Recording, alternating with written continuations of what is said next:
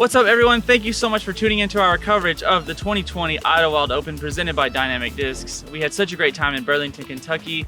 Thank you to our sponsors that made our coverage possible. Thank you to the Disc Golf Pro Tour. Thank you to the Professional Disc Golf Association.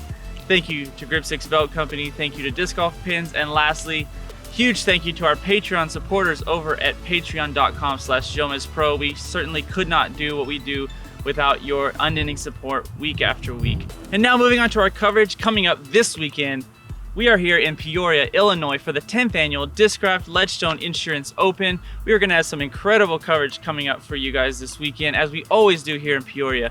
But I want to take this opportunity to make a very special announcement that we have none other than Arby's partnering up with JomezPro to provide you with YouTube ad-free coverage on all of our coverage this weekend for the first 24 hours. Huge thank you to Arby's. We're very excited for this partnership. So be sure you are subscribed and you got those notifications on so that you can take full advantage of this partnership between JomezPro and Arby's. Now please enjoy these highlights from the 2020 Idlewild Open.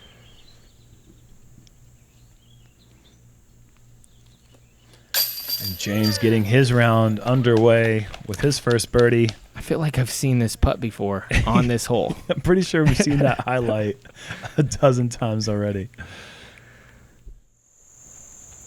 feel like this is a hole Nikko could definitely get aggressive on. Sure. It really plays well to his favorable shot shape. Looks so good. That is so good. He loves those flex shots. Yeah, so he's too aggressive to lay putts up like this, and he's too good from this range. Oh my goodness. Again, he strikes gold. James from 50 feet, total death putt on an elevated basket. This is a green light opportunity from Nikko. Once again. Oh, yes. Wow. Just an opportunity to give it a full, unadulterated run at it because you have that hillside right behind the pin, and Nikko spins this one in from 80 feet. That is a huge bonus birdie. That's what I mean. That thing went in with the fire. Yeah, he wasn't going to leave it short. That is for sure. And Melton doesn't leave it short as he's picking up just an awesome lefty forehand birdie. And look at that form. Doing that little tiny bird dance as it comes out. Fly, little birdie. Zach Melton on the box. This is a little high, but that a good kick. Yeah, well, that was pretty sweet. Did this hit something? Oh, yeah. I'm going with that putter. He's going to hit this little one right there. Oh, okay. Nikko with this long look for the eagle. Oh, yeah. Spinning it in there. Another long jump putt from Nikko Locastro, and look at that. There he is. That is a thing of beauty. No red numbers in the scorecard is such a tough thing to do. As McBeth cans the 40-footer. Not such a low ceiling as he just avoided. Oh, look at that. Maybe just a little twizzle as it moves its way underneath the tree. Laying up is the last thing on McBeth's mind right here. Yeah, I would say cash money is the first thing on his mind. Big putt from Paul. And if hitting a 27-footer on the first hole is good, hitting a 50-footer on the second hole, that's even better. Paul McBeth. Yeah. To see him airball one right, that's a little bit uncharacteristic. Not Paul. He's not airballing. Yeah, the thing about that putt was he sped it up. Yeah. And he knocks the branches down. That poor tree. That was such a good putt. Right. Basically next to an airport, so I just waited for the airplane to go over. And it's a common spot. Kind of right there. I feel like this hole just sets up so nicely for you. Oh, wow. Good putt. That is not an easy putt from down there. Touchy.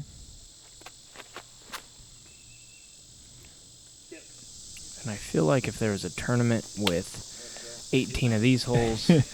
I'm there. Yeah. I'm signing up early.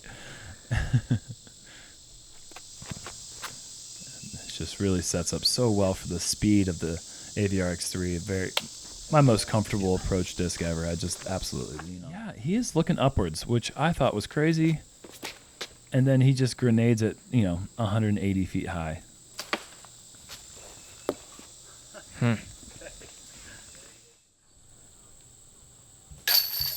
Oh, that's a good birdie putt for Eagle. Bogey, and Patrick's going to try to avoid that with this 38-footer. That is a great par save.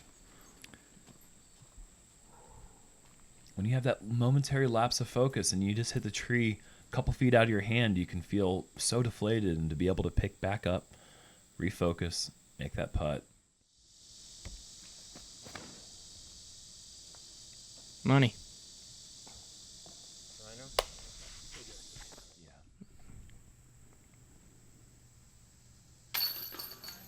Wow, what a birdie. A little bit right, then up and over, then left, and in. And then just barely over the rim. Nice. Ball has gone back to the spot.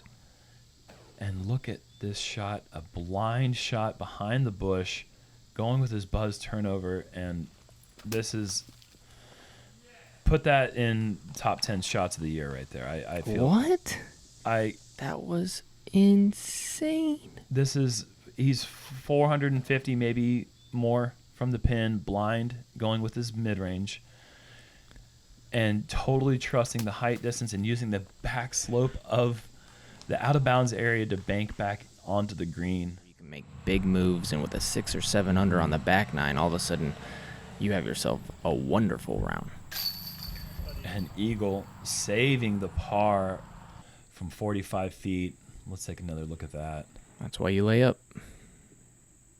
Trusting the game, trusting his abilities, and connecting on the big par save. Going with my Star Wraith. Nasty. That one was... Meaning good. That you could have rang it up. Mm-hmm. I kept thinking about how beautiful it would be for someone to ace this one. It's just sitting right there in front of you as Jordan has thrown an absolute gem. Bullet. Nestled.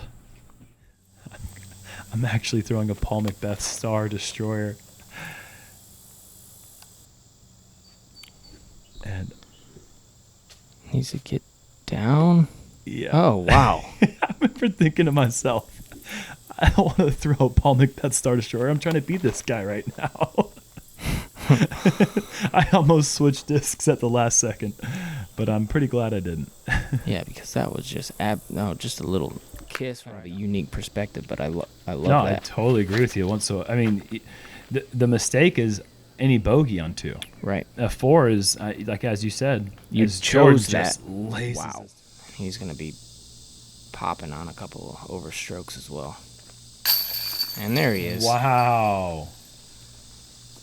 No claps for this kid. Yeah. There is no happy campers on this card. Yeah, at but this I'll point, tell you what, yeah. I like to see it. Nice putt, Adam. Mhm. That's as good as it gets right there.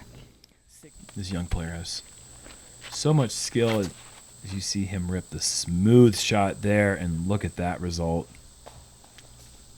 And that's going to be right inside the circle. This putt. And Jordan gets it over the rim, and that's a big birdie. And that's just so insane to think about. And Jordan, filet mignon, folks. Filet mignon. Be the savior for the card with an eagle putt from 38 feet. And look at this guy go right now. Very difficult putt.